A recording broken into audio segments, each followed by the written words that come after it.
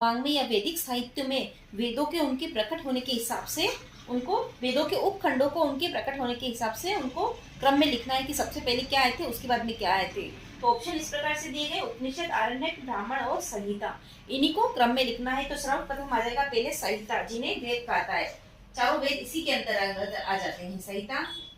फिर आ जाता है ब्राह्मण ग्रंथ, संहिता के बाद में ब्राह्मण ग्रंथ, फिर आरण्य ग्रंथ कर क्रम में आरण्यक, फिर चौथा हो जाता है उपनिषद।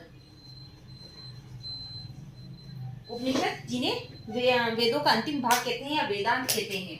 तो ये प्रथम नंबर पे आ जाएगा संहिता, फिर ब्राह्मण ग्रंथ दूसरे नंबर पर, तीसरे नंबर पर आरण्यक और चौथे पर आ जाता है उपनिषद। इन्हीं को वेदांत कहते हैं। वेदों का अंतिम भाग होने की वजह से उपनिषदों को वेदांत कहा जाता है। तो क्रम संहिता, ब्राह्मण ग्रंथ पहले आएगा, आरण्य बाद में आएगा और चौथा उपनिषद। संहिता के अंदर ही चारों वेद आते हैं अपने, ऋग्वेद, यजुर्वेद, सामवेद और अथर्ववेद इसी के अंदर आता है। फिर ब्राह्मण ग्रंथ आ जाते हैं, फिर आरण्य ग्रंथ आते हैं। आरण्य यानी अरण्य में, वन में विकसित होने के कारण, इन्हें लिखे जाने के कारण उनको आरण्य ग्रंथ कहा गया।